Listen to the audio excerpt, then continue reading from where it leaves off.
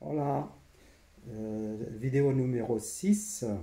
Bien, nous avons, euh, nous avons arrêté au moment où je rentrais dans, dans le centre psychologique avec l'infirmière. Mais cette histoire-là, très très intéressante, et qui va me réveiller mon esprit, va me faire travailler beaucoup ma tête, et qui va par beaucoup de choses qui vont se passer ensuite. Mais l'histoire au centre psychiatrique, je ne vous la raconterai pas. Je laisse pour plus tard. On va revenir à quelques jours plus tard, après ma, mon rendez-vous, c'est le centre psychologique de Calamar. Bien. Un matin, après mon petit déjeuner, je décide d'appeler mon centre de médecins à Paris. Vous allez me dire, tiens, mais pourquoi donc ce monsieur va-t-il appeler le centre de son médecin à Paris? Vous pensez bien qu'après mon rendez-vous au centre psychologique, où j'ai eu beaucoup d'informations et de soutien, que mon pouvoir et mon cerveau s'étaient mis en place et aux bons endroits. Moi, comme je suis un garçon très poli, très obéissant, très honnête, très gentil, très, très croyant, et j'ai des bonnes raisons d'être, et vous comprendrez plus tard, à la fin de cette histoire, vous comprendrez pourquoi j'avais raison depuis le début. Donc, j'appelle le standard du centre médical de Paris et je demande à voir le médecin que tel jour avait fait l'ordonnance que vous connaissez. Bien sûr, le standardiste, comme il me connaît bien, et que je suis suivi dans ce centre depuis plus de 20 ans, ou parce que j'habitais Paris, j'habitais dans la même rue que ce centre. Après, j'ai gardé, même après mon déménagement, j'ai gardé ce centre parce que c'était pratique pour moi, parce que je travaillais toujours sur Paris, et j'ai tout gardé tout sur Paris finalement. Pas seulement le centre médical, mais aussi l'hôpital, le centre pour plein de choses pratiques qui font que quand vous travaillez à Paris, vous regardez tout à Paris. Bref, j'ai dit, écoutez, moi je voudrais parler à ce médecin en privé, je veux l'avoir au téléphone. Et j'insiste pour qu'il m'appelle. Écoutez, monsieur, vous direz au médecin XY qui m'appelle. Et je demande, s'il vous plaît, à qui me demande pardon. Ah, bien sûr, vous, qui ne me connaissez pas, pourquoi ce monsieur va-t-il demander pardon à ce connard de médecin qui l'a complètement mis dans la merde? C'est ça que vous vous posez comme question, n'est-ce pas? Mais vous n'êtes pas à ma place.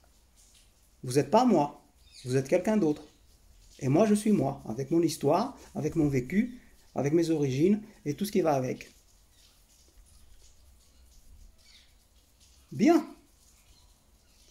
Quelques minutes après,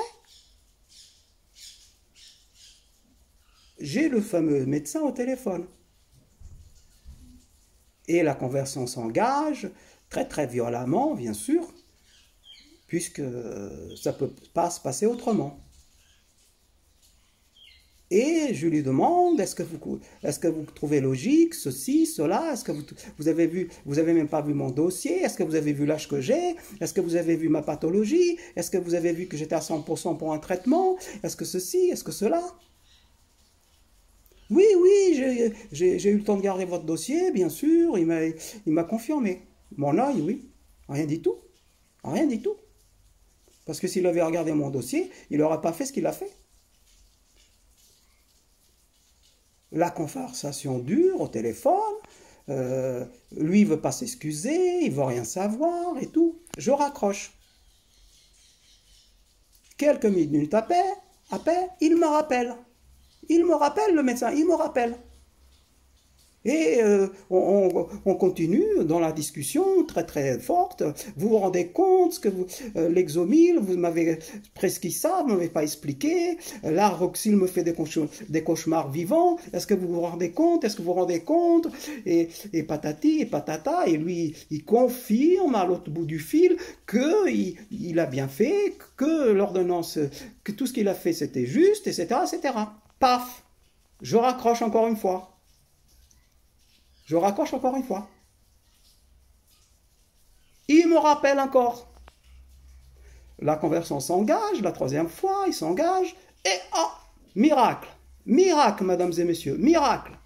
Le médecin en question s'excuse pour l'aroxylde. Il me dit au téléphone, il me dit, j'en ai la preuve vivante. Il me dit, pour l'aroxylde, je m'excuse. Oui, c'est très bien qu'il s'excuse pour l'aroxyle, mais pour l'exomil, eh ben non, il ne veut pas s'excuser pour l'exomil. Hors de question. Ah, là il y a un problème. Parce que moi, alors il me répète à chaque fois, tout le temps, dès le début de notre conversation, dès le premier coup de fil, il me dit, venez au bureau, on va s'expliquer, venez au bureau, on va s'expliquer, au centre. Vous pensez bien qu'il ne voulait pas discuter de ça au téléphone, bien sûr. Bien sûr. Après 3-4 coups de fil, j'en ai eu marre. Mais avant de raccrocher, au dernier coup, je lui ai dit quand même, moi, je sais pourquoi j'ai perdu le sommeil. Et je l'ai répété 2 fois. Moi, je sais pourquoi j'ai perdu le sommeil, docteur. Mais ça, je ne vous le dirai pas. Je ne vous le dirai pas. Paf, je raccroche. Il doit être 11 h du matin. Bon, le temps passe, je déjeune, ou avant ou après, je ne sais plus exactement, j'ai plus l'horaire, mais ma ligne téléphonique pour le prouver avec l'historique, je dis bien, mesdames et messieurs, et je reçois un coup d'appel inconnu. Je réponds.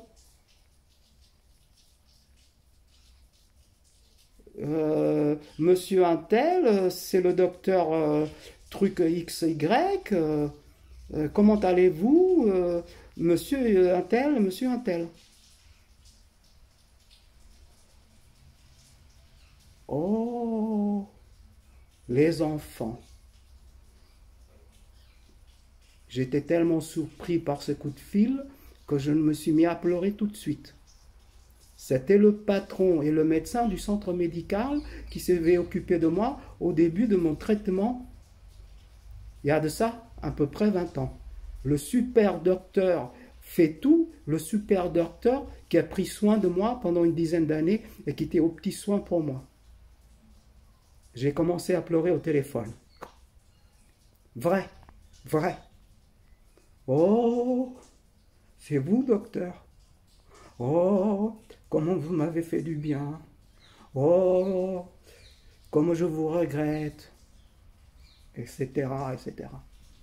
Lui, ne pleurez pas, monsieur, ne pleurez pas. Et on continue à discuter, on continue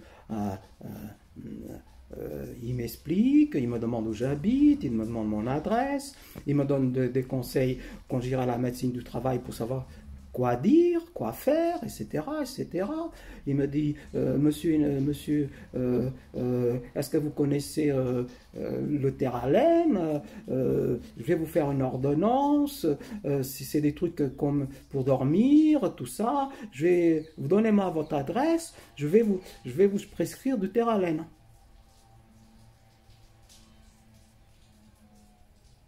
Bien, la discussion se passe bien.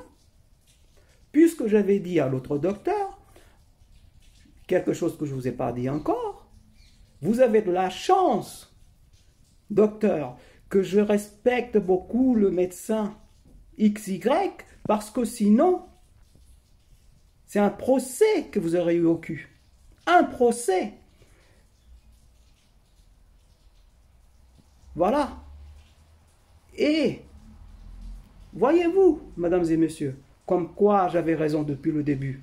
Cet appel téléphonique de mon médecin et le patron du centre médical qui est maintenant à la retraite, il m'appelait de sa maison de campagne. Oui, mesdames et messieurs, il ne m'appelait pas du centre parce qu'il ne consulte plus. Il m'appelait de sa maison de campagne. Le patron du centre en personne, que je connais depuis 20 ans, qui s'est occupé de moi depuis 20 ans, 10 ans, pardon, puisqu'après il est parti. Et oui, c'est ça la vérité. Et voyez-vous, mesdames et messieurs, j'avais raison depuis le début. Si ce médecin m'a appelé, il m'a appelé pourquoi? Pas pour savoir si j'allais bien, pas pour me défendre, pas pour me donner un nouveau traitement. Il m'a appelé parce que j'avais raison, parce qu'il avait peur que je porte plainte contre son business. Et oui, mesdames et messieurs, parce que figurez-vous, il ne m'a jamais envoyé l'ordonnance. Non, jamais. Jamais, parce qu'il savait, que son connard de jeune médecin qu'il avait embauché, il avait fait une grosse erreur médicale, mesdames et messieurs. Oui, une grosse erreur médicale. Voilà la vérité. Voilà la vérité, rien que la vérité. Eh oui. Eh oui. Ça, c'est du vécu et c'est du vrai et 100% portugais.